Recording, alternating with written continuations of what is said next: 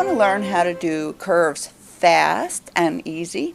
Well, I'm here with my friend Rose Hughes in her beautiful studio, and she is going to do a demo with us.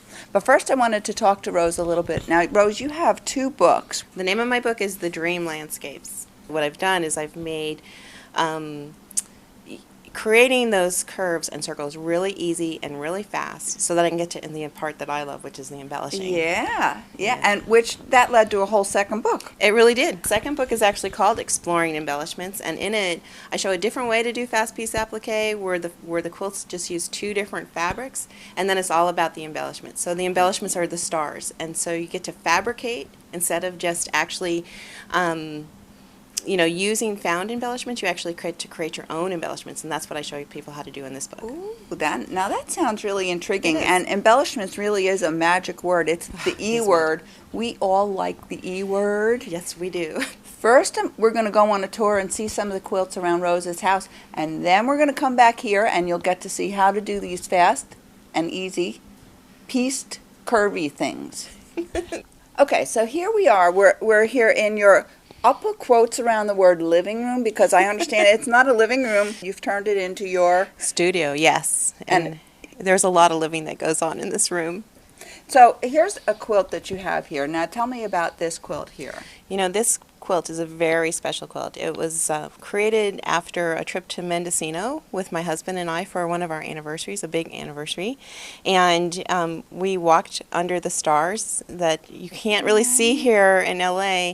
And the ravens were there because they live along the coast, and and it's the redwood area, so there's redwoods and stars and the moon and the ravens, and it all came together in this quilt, which was one of the very first pieces I put together when I was trying to figure out my fast piece applique. Yeah. So, is there painting on the ravens? Yes. Actually, the big piece of blue fabric that creates the whole sky was a painted piece of velveteen that I actually painted. And then the birds themselves are just black velveteen that have been painted as well. What kind of paints do you use? I actually use Craytex airbrush paints, and I don't own an airbrush. Okay, that was my next question. I know. And do you use an airbrush? But no you don't. You just no. use a paintbrush with those paints. I use lots of different ways. So I might use spray bottles. I have a method that I call marinating. So I marinate the fabrics, and so there's a lot of fun things that I do. And so you can use those paints. They're very, very versatile, and they were made for fabrics. Yeah. So they don't change the hand or anything. So they're really, really versatile paints. So I can use them straight out of the bottle or just like they were dyes. Nice. It is nice and really easy. Again, Yeah. I like things that are easy, and I don't have to rinse. The name of this piece is called Sunset Hills 1, and I am not a California native, and we have these 2 seasons. We have green and we have gold. And if you live here and you see it in the summer when the hills turn gold and with all the oak trees. Now I'm curious. I see you've quilted and then there's beads. Are the beads done after the quilting? Yes, in my work, everywhere you see a bead is actually a quilting stitch. Again, this is, another rendition of the hills, and it doesn't, I'd be lying if I said it had a name. It was just a hill piece that I've done. Yeah, and I'm getting the feeling that you love hills.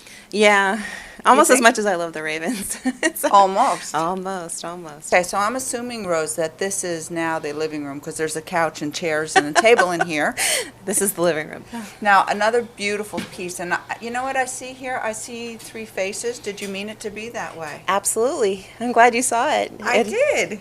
As you're traveling from the Los Angeles area into Phoenix, there's this whole area, and they call it the Chocolate Mountains, and it looks like ladies looking up at the sky, and it was multiples, so it was lots of these hills, and it was sunset, and it was gorgeous.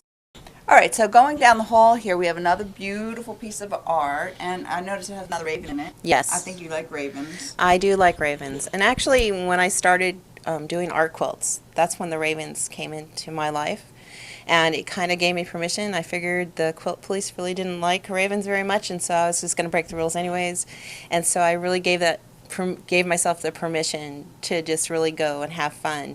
And so ravens are really in a lot of my earlier works, and the name of my company is Raven Speak Quilts. And after I found ravens, it was kind of like a joint thing. My mom gave me a middle name that actually is Celtic for raven. You're kidding me. No, it's Brenna, and I always thought she made it up. and it turns out it's Celtic for raven. Do ravens mean something symbolically? That's what happens is that I was traveling a lot to the Pacific Northwest, and so raven there in their mythology is the trickster. He's the troublemaker. He's the one that pushes the bounds. And actually somebody who just met me last week would be the one that goes left when you're told to go right.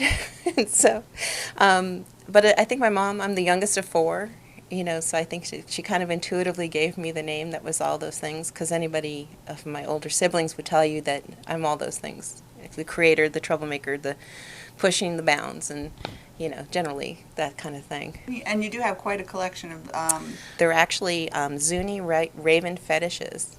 And there's lots of neat things happening on here. You just... have fun doing the embellishment. I can see why you wrote that second book on the embellishment. Yes, All and right. actually, even the raven here is an embellishment. He's actually put on later as a fabric embellishment. So, Oh, okay. Yes. I guess technically he's an embellishment. Yeah. Okay, so only another quilter would understand a quilt in the bathroom. And you were saying this is a pretty early one that you did.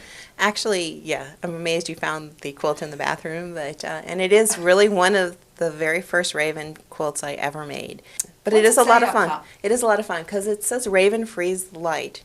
And again, going back to the Pacific Northwest mythology, there's a lot where Raven creates, he's the creator of the universe, and so he brings the light, and he, as much as making trouble, he does it in a troublesome kind of way, but he's given credit for lots of things. So he actually brings the sun and the moon and the stars to us as humans. Yes. Okay, actually what I'm going to show people how to do today is something that I have a small piece of here, and this is actually, it looks block size, but it's actually it could be a full quilt, which I've actually done in this pattern before, and it starts out as a drawing. And so the drawing is all about the shapes. So in each one of the shapes is actually going to be its own piece of fabric. So therefore I've given each shape its own number. Okay, and after it's drawn out completely, what I do is I actually take some freezer paper and I lay it down on top, and I copy it over, just trace it, and the only thing I add to the freezer paper are little hatch marks between each one of the shapes where they would be connected to each other, because that'll help with the sewing. For the matching. For the matching. Them up. Okay. And then what I do is the best part, is then you get to pick out all the fabrics. And for this particular one, I've picked out these really fun fabrics. And the other thing, you'll see that I've got some numbers listed on here now, because I actually like to do it when I'm picking out fabrics, and you get so many choices going. What I do is I make myself a set of numbers. And that way, when I run out of numbers, I know I've picked all the fabrics for the piece. And they're just really easy. So once, I know what I want 15 to be, I'm just going to stick 15 on there, and now I can take these out, because what I have to do is I have to cut this all apart. I have ironed on like the number 4 piece here, and then what I do is after that is I'm going to actually cut it out and leave a 1/2 inch around. And then after I have all my pieces cut out, what it looks like, I always put them back down on my base drawing, and that helps me decide which way I'm going to sew things together. So we're going to lay this like 2 pieces down on an ironing board. We'd lift up one, we'd stick the other one on top, and then we'd go down, press this back down. And ironing is key here, because ironing holds it in place and it keeps you from ever needing a pin. But now you're leaving, so you're leaving. This number 2 is now ironed to this extra piece of fabric on number 1. Yes. What you want to do is you just leave just the width of the sewing machine needle between the two when you're pressing them together, and you just straight stitch from top to bottom, and now they're stitched together, and you don't even have to tear the paper or anything. So you have this extra piece of fabric here, and there's an extra piece of fabric on the wrong side. Okay, and now once you have stitched it, the only thing is you pick up the number 1 and you take a good applique scissors. This is why I love these little duck bells. And you come in here and trim this off, this extra. It's then ready to be stitched onto the next one. So you just press that back in place, put it back onto your drawing, and you're ready to go to the next one. And you just keep going until you end up with the whole top sewn together. You have all these raw edges where you've cut the fabric? Yes. So what do you do with those? I couch over the yarns with the machine. So it's all machine couched, and it adds that little extra element of embellishment, but it also hides all those extra seams. Let me throw you a curve. I have a question for you. Okay. What I would like to know is, what is your philosophy of life? My philosophy of life? Oh my gosh. You know something, I think learning and sharing. there's nothing better than learning something new to me. I love to learn. I love to go out and find out different things and making things fit together and work. And then after I figure it out, I like to share it. Yeah. Thank you so much for doing this Oh, with it's me. nice. This was fun. Yeah, it was fun. And thank you all for joining me today, and I hope you'll come back next month to see what I have for you then. Thanks for being with me.